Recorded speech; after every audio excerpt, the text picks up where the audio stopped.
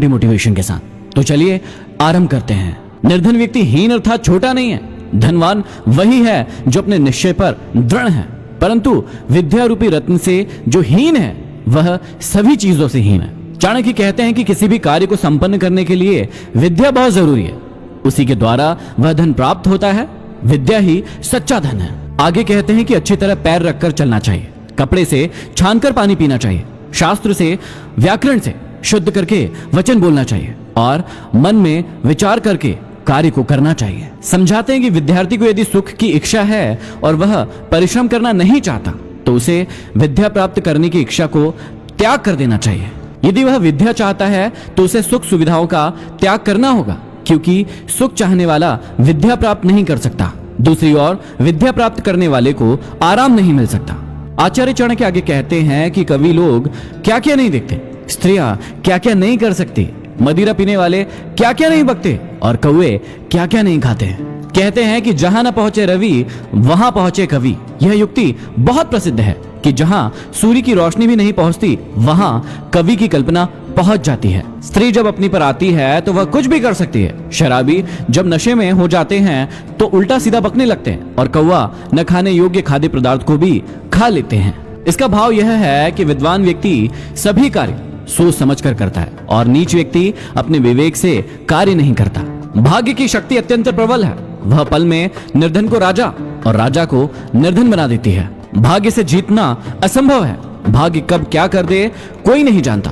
इसकी लीला अपरंपार है, इस पर किसी का वश नहीं चलता। आगे समझाते हैं कि लोभियों का शत्रु भिखारी है, मूर्खों का शत्रु ज्ञानी है, व्यभिचारिणी स्त्री का शत्रु उसका पति है और चोरों का शत्रु चंद्रमा है। भाव यह है कि लोभी, मूर्ख, उल्टा स्त्री और चोर के कार्यों में जिनके द्वारा विघ्न पड़ता है वे सभी उनके शत्रु होते हैं। जिसके पास न विद्या है, न तप है, न दान है, न धर्म है, वह इस मृत्यु लोक में पृथ्वी पर भार स्वरूप मनुष्य रूपी मृगों के समान घूम रहा है। वास्तव में ऐसे व्यक्ति का जीवन व्यर्थ है, वह समाज के लिए किसी भी काम का नहीं। चाणक्य कहते हैं कि शून्य हृदय पर कोई उपदेश लागू नहीं होता। जैसे मलयाचल के संबंध से बांस चंदन का वृक्ष नहीं बनता, अर्थात जिस मनुष्य में भावना नहीं, योग्यता नहीं, वह किसी भी प्रकार के उपदेश से लाभ नहीं उठा सकता। जिनको स्वयं बुद्धि नहीं है, शास्त्र उनके लिए क्या कर सकता है। जैसे अंधे के लिए दर्पण का क्या महत्व है। भाव यह है कि जो पूरी तरह मूर्ख है उसके लिए शास्त्र भी कुछ नहीं कर सकता। इस पृथ्वी पर दुर्जन व्यक्ति को सज्जन बनाने का कोई उपाय नहीं है। जैसे सैकड़ों बार धोने के उपरांत भी गुदा स्थान शुद्ध इंद्री नहीं बन सकता है। अपनी आत्मा से द्वेष करने से मनुष्य की मृत्यु हो जाती है। दूसरों से अर्थात शत्रु से द्वेष करने के कारण धन का नाश और राजा से द्वेष करने से अपना सर्वनाश हो जाता है, किंतु ब्राह्मण से द्वेष करने से संपूर्ण कुल नष्ट हो जाता है। बड़े बड़े हाथियों और बाघों वाले वन में वृक्षों का कोट रूपी घर अच्छा है। पके फलों को खाना, जल का पीना, तिनकों पर सोना, पेड़ों की छाल पहनना उत्तम है, परंतु अपने भाई बंधुओं के मध्य निर्धन होकर रहना अच्छा नहीं है। अनेक रूप वाले पक्षी सायंकाल एक वृक्ष पर आकर बैठते हैं और प्रातःकाल 10 दिशाओं में उड़ जाते हैं। ऐसे ही बंधु बांधव एक परिवार में मिलते हैं और बिछुड़ते हैं। इस विषय में शौक कैसा। आचार्य चाणक्य कहते हैं कि जो भी इंसान इस संसार में जन्मा है उसकी मृत्यु निश्चित है। जब मृत्यु एक शाश्वत सत्य है तो फिर इस बात के लिए शोक संताप कैसा, प्रलाप कैसा। प्रकृति के मृत्यु जन से चिंतित होने से कोई लाभ नहीं। जो बुद्धिमान है वही बलवान है। बुद्धिमान के पास शक्ति नहीं होती।